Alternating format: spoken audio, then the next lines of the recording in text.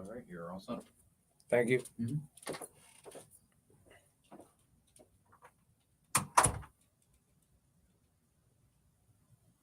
All right, we back.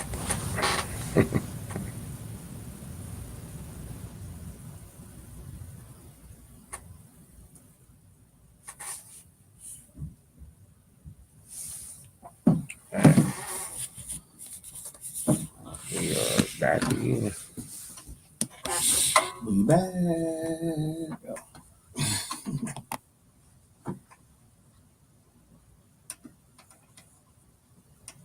All right.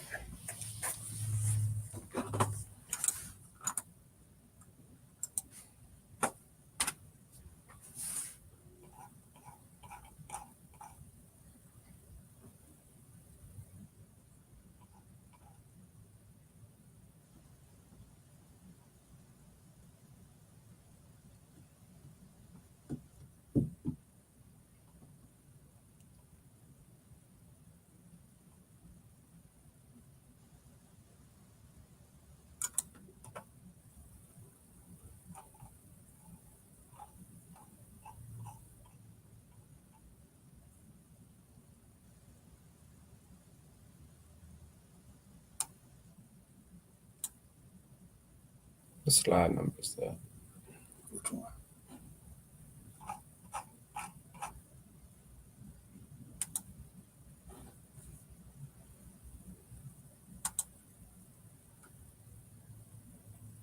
You want to bring that other clip up to it? Nah. All right. So we're gonna do hidden right now. Okay.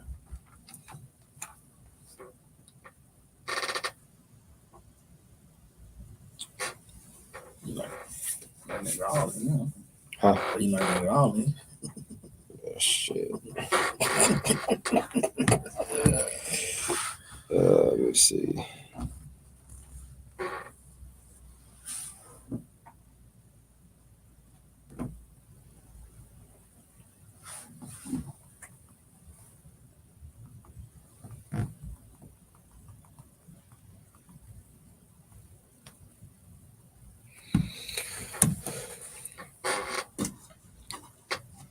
Calvin Medlock here with Nation League Baseball Club. Today we have Patrick Tate, one of my coaches, with me. Today we're gonna discuss hitting. Welcome, Patrick. Thank you for having me. All right, so as we get into this hitting thing, I'm real big on I guess you can say I like hitters to be comfortable, but I also like for them to be aggressive. What's your take on, the hitter's mindset? Let's talk about that.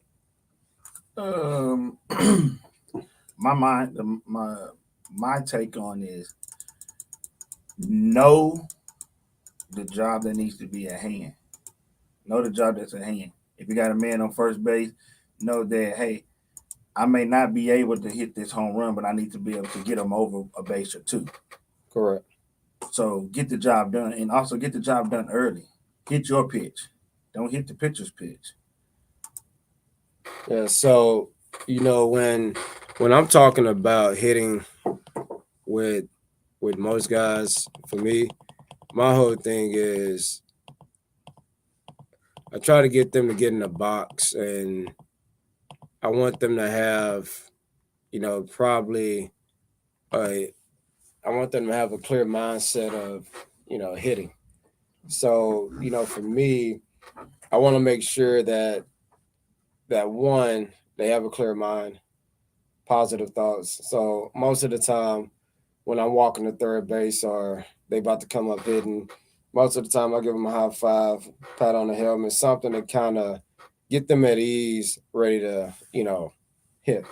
Um, One of the other things is, I want them to focus on one job. So trying to tell them a lot of stuff from third base, I don't think that's the answer.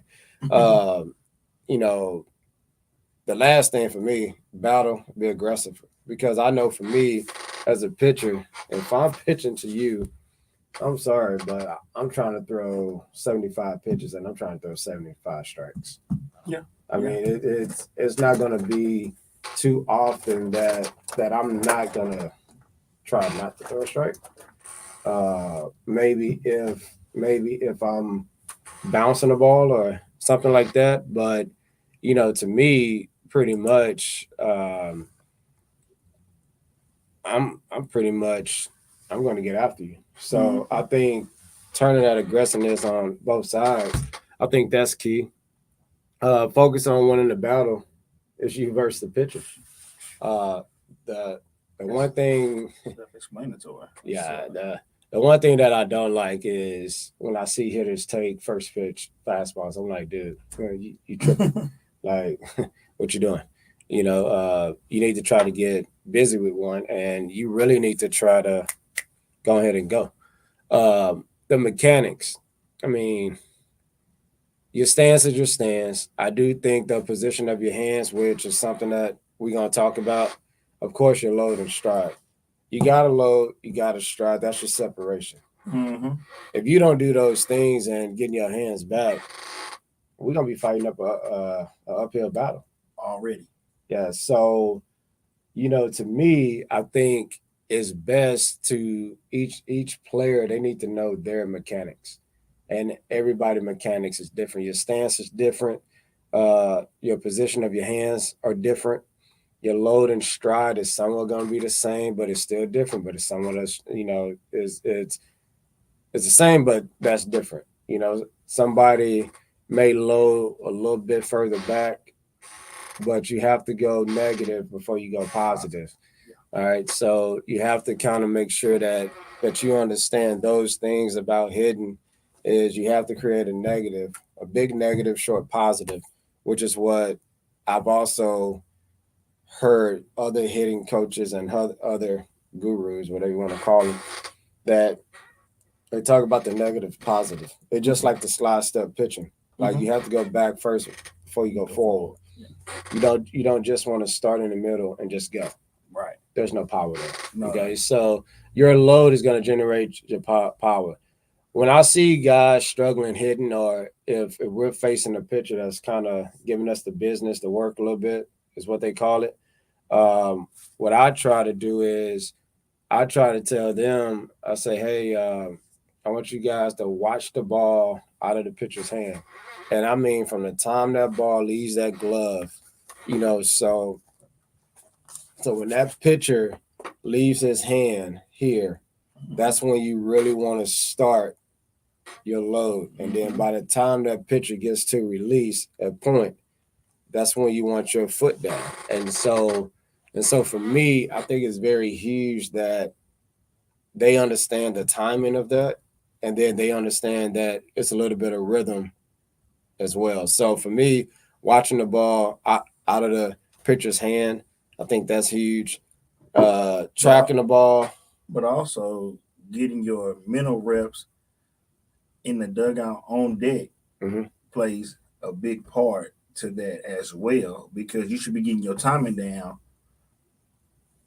in the dugout on deck.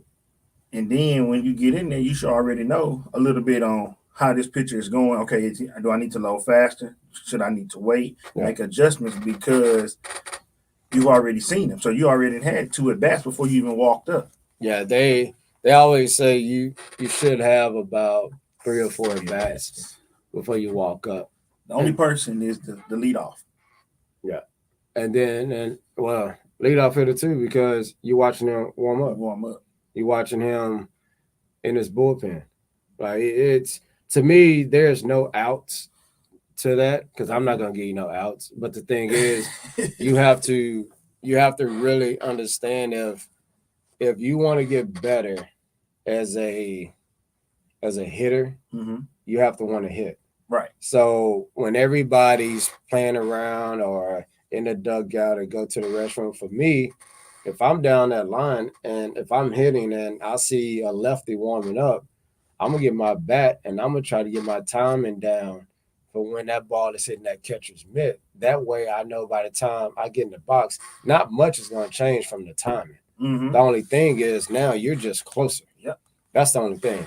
And so tracking the ball with your front shoulder, making sure that your head is still, your front hip is closed, and your stride, it kind of everything has to go together. Mm-hmm. And then you driving through the ball with your back hip and you want to finish high. And it's kind of funny, this slide that I'm showing, it's kind of funny because I did this slide maybe 3 years ago. Mm-hmm. And I put it in our Nation Elite like handbook type deal. So when I get to some slides later, it kind of, I'm not shocked because I've been doing this a while, Right. but at the same time, it puts everything in play as to when we are trying to teach these kids, like it's very important that, you know, that they understand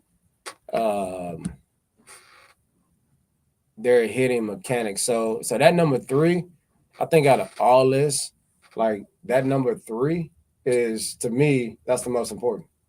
I think once they learn their mechanics, okay, now we can focus on the other stuff, because number 2, that's a mental thing. Number 1, that's a mental thing. Correct. The number 5, that's more like a mechanic to make sure you know where the ball is going. Right. So anything else you want to say on that? No, just like you said, mechanics, the stance, hand placement, your load and stride, all that is muscle memory. All that is muscle memory. And also, I don't try to tell kids how to hit. I just care that at the end of the day, all hitters look the same at contact. Yeah. If you look at the players from the bigs all the way down to rec ball, they all look the same at contact. Now, how you get to that contact point is on you. Correct. So, and it's like our job, or it's whoever the coach's job is to get you to that position and what makes you feel comfortable. Because comfortable and confidence goes a big part in hitting. Because if you are confident and say, "Oh, I'm gonna hit this guy," or you see that your 2 or 3 teammates ahead of you get base hits, hitting is contagious, is what we always say. Here goes the party. 1 get a hit, 2 get a hit. Before you know it, it's 10-0. And that's all on just confidence. Right. So that's my take on hitting, and then the mechanic part of hitting.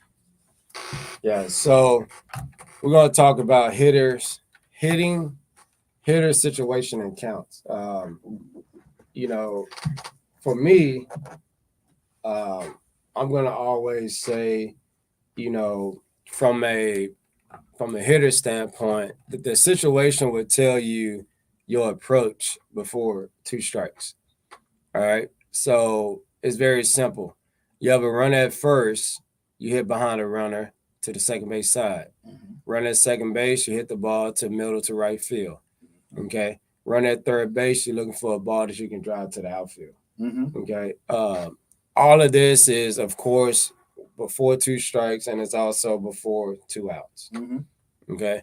With 2 outs, I think for me, all of that, you always want to try to shoot gap to gap. So all of that's something that you're going to always shoot for.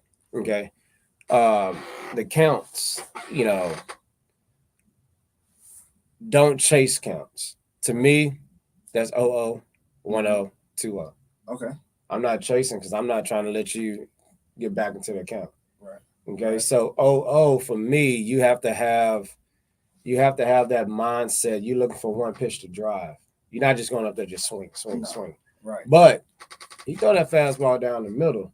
Let me tell you, the bat lead off for me, I like guys that can beat me to third base. Or I want you at second base before I get to third base. Right. Meaning, if that first pitch fastball come in, I want you to cook it. Go. You ain't got no take. I'm not giving you the take. For what?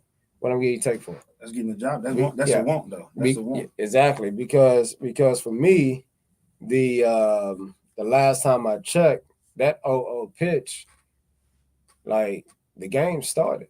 The game started when I left the plate meet. Yeah. Okay, so it's kind of like I have this thing with players when I feel like they're not paying attention. I go, hey, what time did you wake up this morning? And they kind of look, they go, 6 o'clock, 7 o'clock. I go, well, that's when your day started. Right. So basically what I'm telling you is you need to wake up. Because right now I don't feel that you are I don't feel that you are in the theme of you're not here yet. You ain't checked in. Yeah. You ain't checked in. And the thing that we all say is you want the players to clock in. What they say, clock in. 0-2, that's a 2-strike approach. You can spread out, choke up. We just looking to battle, pretty much. And then you got your 1-2, you got your 2-2, you got your 3-2. You're looking for contact, back to the ball. So what are some things that you see from situation hitting that you can kind of spit out there? Same as you say, hey, when we hit situation hitting from the top to the bottom, like you said, hey, runner on first base, I'm trying to get that runner over.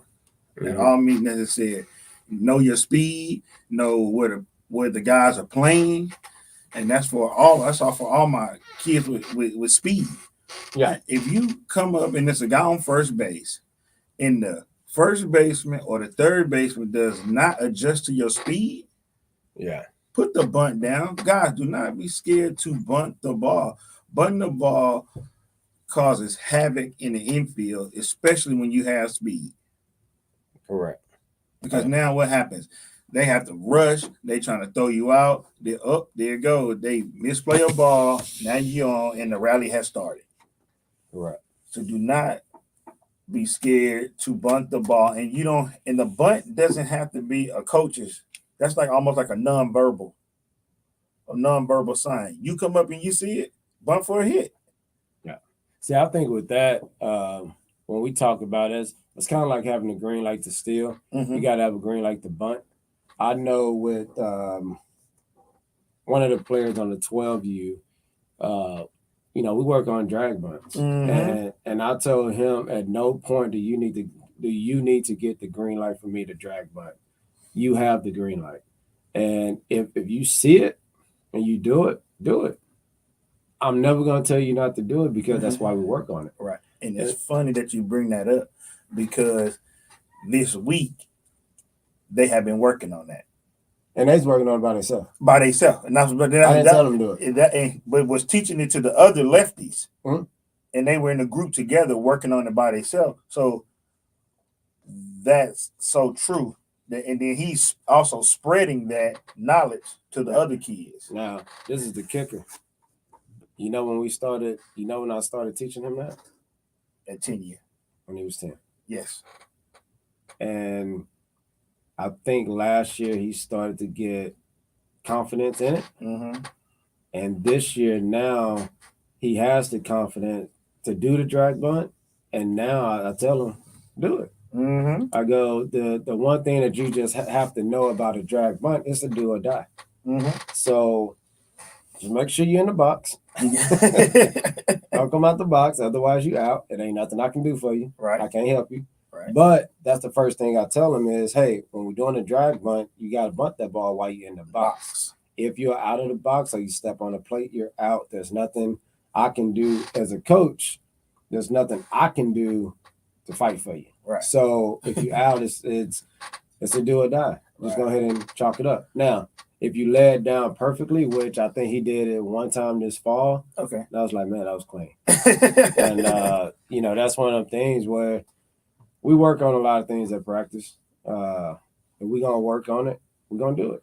Right. And the thing is for me, the players have to understand that the situations. Right.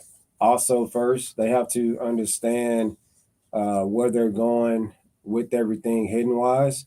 And that's how we get better from that. One of the things is, pitching counts for batters. This is what I say. You look at that 0 count, the first pitch. These guys are batting 340. Okay. And then you get to 3-0 count. They're batting 387. Mm-hmm. I give a lot of green lights 3-0. And I tell them it's a one-way swing. Mm-hmm. You swing and hit a double home run, you getting after it. Yeah. Because if he's gonna lay it in there, I need you to try to lay it out there. All right. So, you know, my whole thing with that is when they go to trying to, you know, do that, is for me is we're trying to do damage. And you're trying to do damage a few ways. Like we're trying to jab that ball in the gap. A 3-0 is not, to me, 3-0 is not a take count unless the pitcher is wild. Okay. If he's like out of the zone, nah, take. Yeah. But if he hadn't walked the guy and it's my 3, 4, 5, 6 hole up, even my 1, 2, 3, 4, 5, 6, 7. Like right now, you guys have a chance to probably hit a double easier because we know a fastball is coming. So I am not going to take the bat out of your hand 3-0. You look at the next count, that's the highest one is 3-1. Right. 3-0 and 3-1 to me, it's the same mindset. Don't miss. Right. He's probably going to throw you a fastball. Right. Now, on the flip side, because I was a pitcher, the whole thing for me is if I got a guy that's on the mound and he got his stuff going, I will throw 3 breaking balls in a row if he's throwing it for strikes. Yes. I got a few of them that can do it. If it's a aggressive hitter, we're gonna twist it. Because at that point, I'm probably not concerned about the walk. Correct. 3-0 for me, I'm different. 3-0 for me, I want you to take because I don't want you to be too aggressive and you roll over and then you help them out. But see, that's the mindset of going, it's a one-way swing. Right. And it's a one pitch that you're looking for. If it's not there, don't swing. The problem is you give them 3-0 and they already geared up, I'm swinging. No, that's you have to be aggressive in the zone, but you have to understand your zone. Like sometimes I say, hey, it's got to be in a box. Got to be on the tee. If it ain't in that box, let it go. Gotcha. And some of the guys will still take, and it's right down the middle. Yeah. But that's because they really don't want to swing because they've been trained not to swing. They conditioned to it. And I'm the biggest one. I tell them, swing for the fence. Try to hit it out. I want you to, please. Yeah. And I remember about 2014, 15, when I told 2 guys that in one game, one of them hit a home run. Oh, wow. The other one hit I think a base clean triple. Okay. And from that point forward, I said, you know what? I never give guys 3-0 take unless the pitcher tells me I'm probably about to walk this guy. Yeah. So I'm going to take, you know, and that's my mindset on it. So you look at the counts of 2-2, 1-2, 0-2. Those are the lower counts. So when you look at that and you see when you get 2 strikes and you see those low batting averages, this is the one thing that I would say. When you get 2 strikes, you're now battling the pitcher and the umpire. So now you got 3 things that has to go right. That pitcher has to throw a strike. That's number 1, the right one. The umpire has to call the correct strike. He's going to jack that up. And then if he throws a strike, you got to smoke it. Right.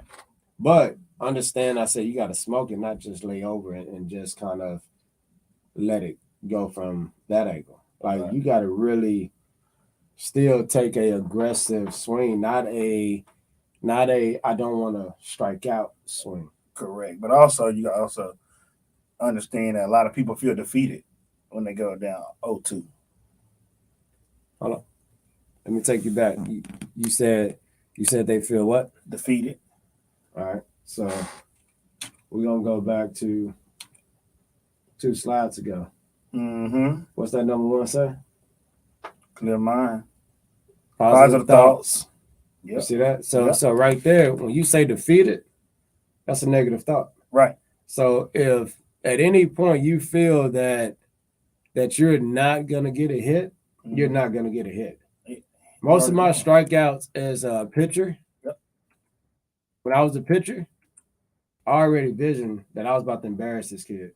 Like before I threw the pitch, I sometimes I felt like, now I didn't, of course, but sometimes I felt like I could probably throw this pitch with my eyes closed and know where it's going.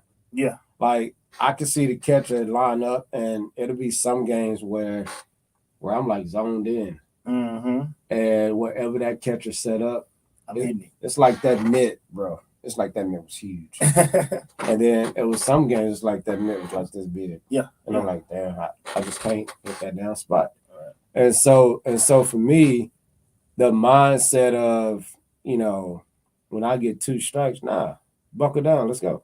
Mhm. That's when you got to go back to, Being aggressive. you got to go back to, No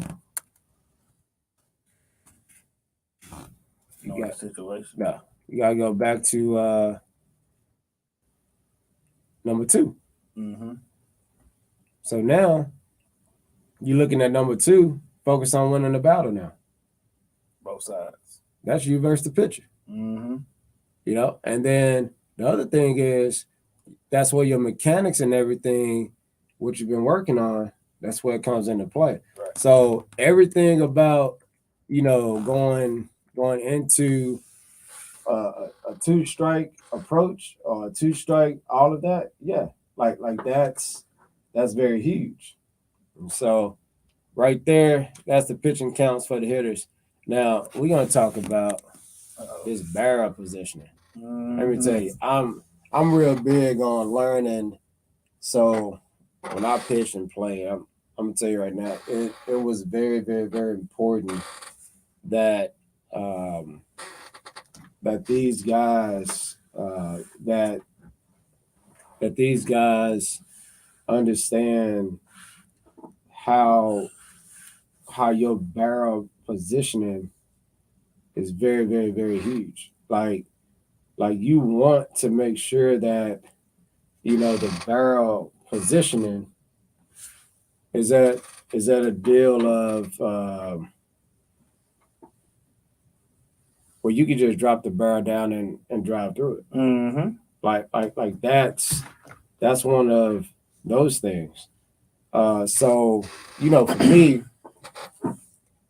your barrel is always going to be the starting point, and it needs to be consistent every swing before you start your load. You know, you must stop movement with your barrel. So, you know, those kids that get here and then they start their load. Well, you starting your load at different times. And to me, when you start your load and your barrel is at a different position every time, you're not ready to hit. No. You're doing a lot of movement, but you're not ready to hit. You're staying loose, but you're not ready to hit. Correct. One of the main things about that is you want to make sure that when you have your barrel, okay, when you have your barrel, you still you want to be ready. You want to be ready to hit. And so you can see, of course, all these guys are top hitters. Right. But also with that barrel placement, it's kind of more so where your hands are placed.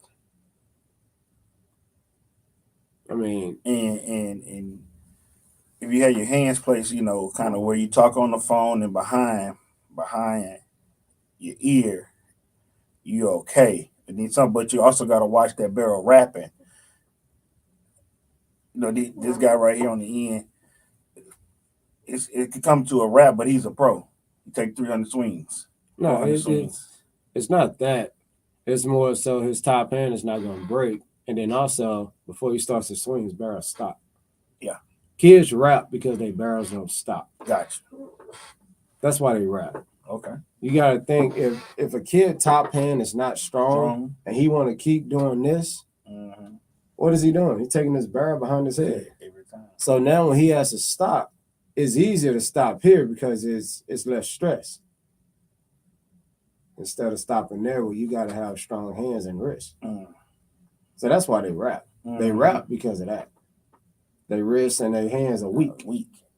Very weak. You know, these guys, when they're hitting, they're there, but they are They're strong here.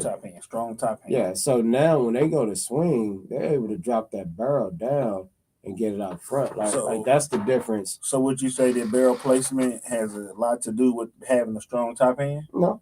No? Okay. Mm-mm. A kid can hold it up if you tell them. Mm-hmm. But remember, youth players are going to be lazy when you allow them to be lazy. and that right there, like that's the whole thing about, you know, that part is if you allow them to be lazy, Mm-hmm. they're gonna be lazy. Okay. Because this is easy. Right. That's hard. Mm-hmm. That's hard for them because they're not conditioned or strong enough. Now, when you get the stronger kid at their age, let's just say like a 11 year, when you get a strong kid at that age, there's really nothing that you can really say about because he's stronger. Mm-hmm. Just like the kids we worked out yesterday. Right. They just stronger than some of the other 10s we got. Right. So they can do a little bit more with their barrel. Right. And just like I put the 30 in his hand. Mm-hmm. He swung that easy. He just got off a 29, a 28. And he swung that, but guess what? He's stronger. Mm-hmm. Now, we put that 30 in a couple more kids' hands, man, that back going to drop. Hands going to drop. Because they are weaker. Gotcha. So that barrel positioning, you know, these guys, of course, big league guys, like college guys, yeah, they're strong. The top end high school guys, yeah, they're strong. Mm-hmm. You know, you take some of the 14U guys who can handle certain bat, yeah, because they're stronger. Now, you take a weaker kid, I'm going to say a kid that hasn't hit puberty or not as strong, they probably can't do the same thing.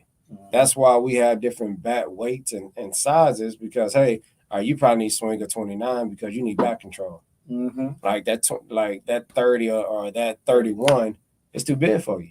Mm-hmm. So now your barrel positioning, it might have to be different based off the bat you're swinging. Mm-hmm. But I do know you want your barrel in a general area. From there, now where you put it, I don't think that matters, but we need to have it in a general area so that now we can understand everything like that. Okay. And get to that power position. And we're about to get to that. Yep. So when we talk about the power position, and we got a couple of slides before we get to that. Again, this is a slide that I did probably 3 years ago. Another one. And, you know, for me, I think everything starts with having that strong front side. Okay. I think making sure your head down. I'm big at the hips, rotating the hips. Yeah. But I think when you rotate at the hips, for me, it's driving that back pocket through the ball. On the next slide, you'll see they're talking about the belt buckle. So for me, even like these two guys, you look at their belt buckle is turned, but that barrel and that head, you know, just like James Mouton was saying in the clinic, you know, you want to see everything out front. Okay, you want to see everything in front of your eyes. Like that's what you want to get into. You want to see it out front. To hit it out front, you got to see it out front. Yeah. All right, letting the ball get too deep, you're going to be late, you're going to get beat. Now, I know that we talk about outside pitches, but the thing is, you don't want to let that outside pitch get too deep either.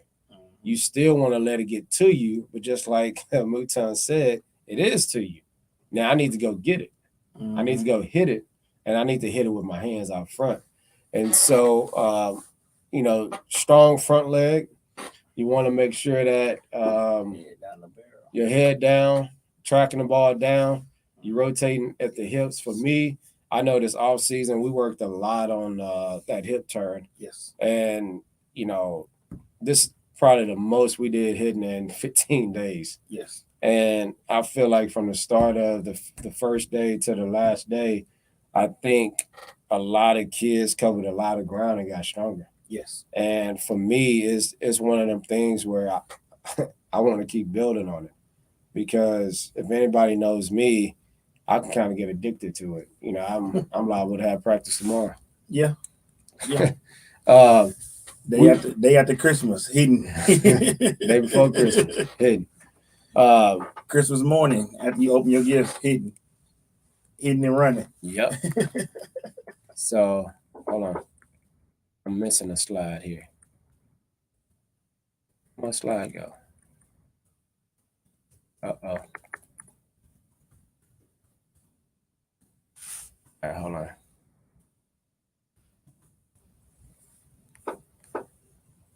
Remove that. Oh, remove that.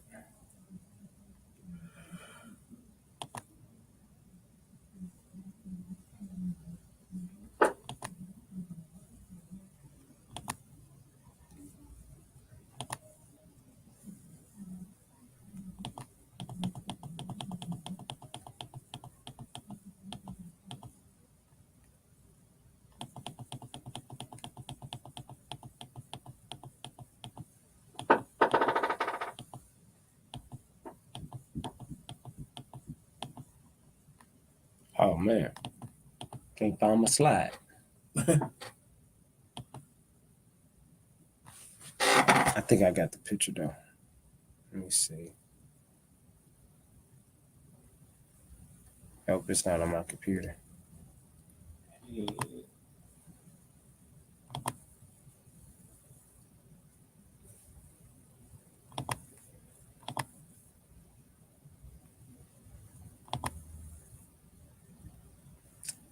Oh man. Okay. All right. So what we are going to talk about. So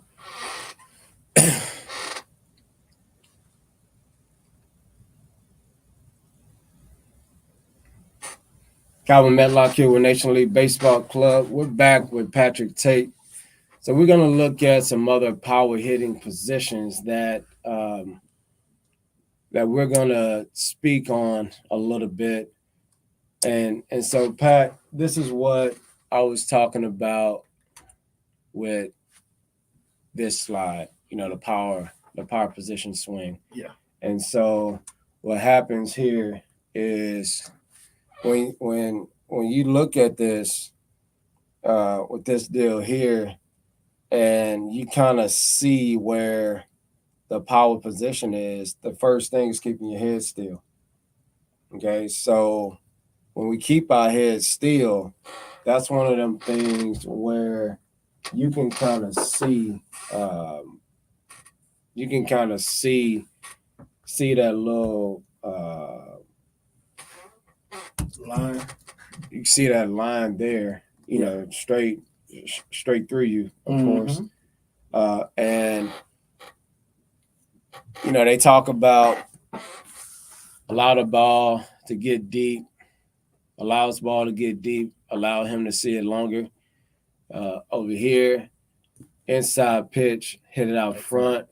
Okay. I think this one was an outside pitch. Yes. And that one inside pitch. What did it say though? I thought it said it somewhere. Right there in the middle. Yeah. Inside pitch hit out front, and then down right there says allow baseball to get deep, allows him to see it longer. Got it. Okay, so right in front of the hands. Got it. And so you see the same thing on them with, you know, the lines that's going through the backside. Correct. You know what I mean? So that's one of the things where from the point of contact, you still want to make sure like even that outside pitch is out in front, it's not deep. Correct. He let it get deeper, but it's not like beating them deep. Okay, and so you still got the heels different. I heard a coach say one time, pivot on your big toe. That's kind of what they're doing. Mm-hmm. You know, that front foot close. You got that firm front side. But that goes back to what we were talking about earlier. We don't care how you start; it's how you finish. Yeah. They both fit. The bottom half on both of these pictures are the same. Yeah, and so you see the back elbow, which is what I was talking to the guys a lot this past week, was y'all got to stay connected. And then once you get to contact, now we can drive through.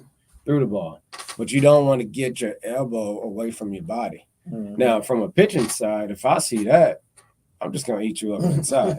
But again, that's the pitching me talking. Yes. So for me, that's one of them things where you want to make sure you know what it should look like. Okay. Right. Now, look, we're gonna talk about some T drills real quick. Okay. Before we finish up, you got the short bat, the middle T, hands only, front side, low T, high T, inside T, middle T, long T. Mhm. You got your regular bats where you do the same thing, low T away, middle T, inside T, high T with your short bat, and your regular bat. Your load and rotate. The load and rotate, I think that's one of the drills. That's with your regular bat Mhm. that I think they need to do the most. Any other T drills that you kind of see or look at? For me, I like for them to work on the outside pitch Mm-hmm. because it teaches them to stay on the ball longer, stay on the ball, stay on it, stay through it, and it helps them with their overall swing because a lot of guys want to pull the ball. So in pulling the ball, you pull off, you slice through it, you miss it. But on that outside pitch makes you stay on it. It makes you hit it. It makes you stay on it and drive through the baseball because it's just what it does for you. And also this week, I had the guys hitting the inside pitch away. And they were like, "How can I do that, coach?" I said, "You gotta get your hands through, Mm-hmm. and then force it. I mean, stay through it and drive it to the opposite field." It was a little different for them, but after working on it or going through it a couple of rounds, they're like, "Oh, I can do this. I can do this." So now you can place the ball. Yeah. Now you're learning how you can place the ball and just learning your swing overall. And they were buying into it, and they even asked me the other day, "Are we gonna do that inside drill that you did the other day?" No, it's something for you to do at home, but it's just a little drop in the bucket to add to your T drills. Correct. And that's all I really kind of have on to the T. And also one more, also hitting off the T. Imagine a pitcher in front of you and then guide your eyes back to that steel baseball because the guys want to get in there and focus on that T, and then they taking you taking 13, 14 cuts, but you're not assimilating a pitcher throwing, and you just in there just rushing your hits, rushing your T work, and you're not getting in quality swings. Correct. Just to get by. Right. Calvin Medlock here with Patrick Tate with Nation Elite Baseball Club. Hopefully you guys learned a little bit about how we teach hitting over here and what the mindset is. Mm-hmm. We're going to come back and we're going to talk about infield. Stay tuned. All right. We're going to cut that one. We're going to be right back, y'all, on another one.